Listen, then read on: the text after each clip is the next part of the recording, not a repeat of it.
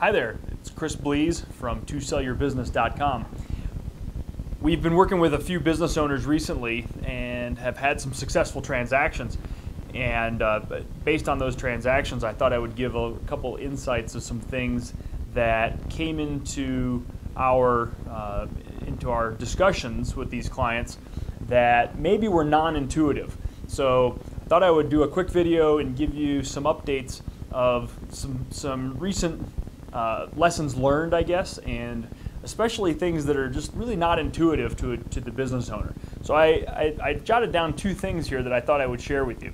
So the first is there is a belief that revenue growth, for the sake of revenue growth, is great. And there's some truth to that, but there's also some fallacies that I want to maybe knock out if we can. So the first part of revenue growth is that, of course, a business that has growth in revenue and that is increasing the top line, that's a good thing. And of course, you don't want to stop that. You don't want to have a company that is shrinking on the top line. Top line growth is attractive to buyers, and buyers want to know that a company has the capacity to grow and that there is some future upside to buying the company. Here's the big however. The big however is a lot of business owners that I talk to think that top line growth is all it's needed, and in fact that buyers will be excited just to know the top line has grown and that's all.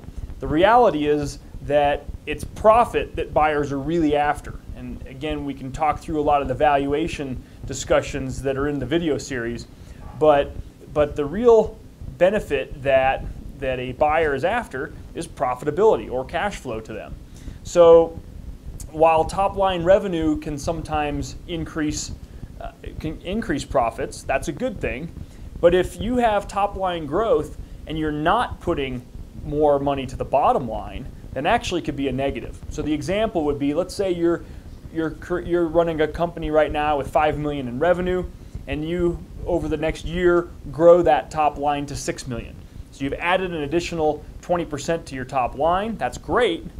But if your bottom line doesn't move, meaning your bottom line was, let's say, at $1 million of EBITDA or profit, cash flow, and you're still doing $1 million of profit with this new $6 million of revenue, well, your net margin has actually shrunk. It's actually gone down. It's gone backwards. So if that's the case, that's actually not a good thing. In fact, some buyers might be scared by that. They may be concerned that as you grow, that you actually get less profitable as a percentage of your income. And again, most buyers are interested in buying a company that's going to grow, but grow top line and bottom line. And in fact, probably grow bottom line faster than the top line. So be concerned if that's all you're after, and be a little wary of just looking for pure top line growth. So that's one element that I think is oftentimes confused by business owners. Let me give you the second one that I run across pretty frequently as well. And this is your role as a business owner in the company's growth and in the company's operations. And this is where, as a business owner, my guess is that as long as you've owned the company, you have been probably one of the company's best salesmen. You're out talking to your customers, you're out selling your product or your service, and you come with your product or service. And in fact, that's probably been something that you've been very specific about with your customers.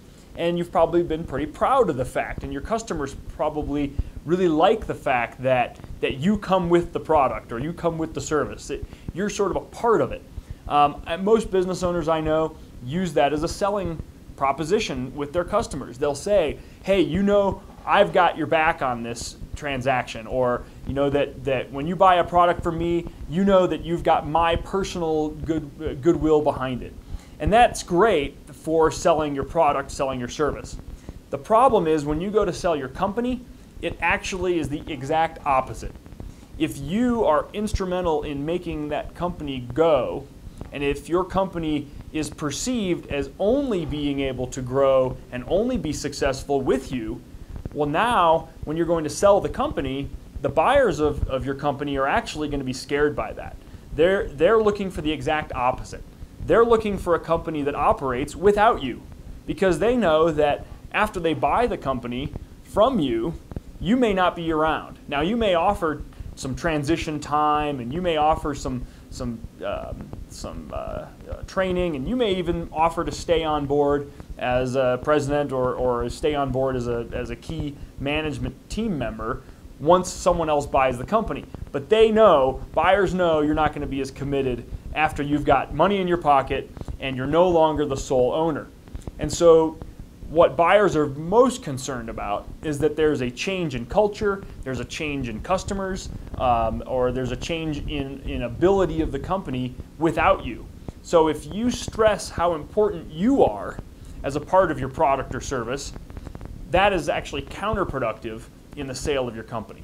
So both of those are some ideas that I thought I would throw out, just give you some highlights of areas where you can improve your company, and it may not be intuitive in the way you're improving. So I thought I would share those ideas and hope you and wish you the very best in growing your companies and in eventually successfully selling.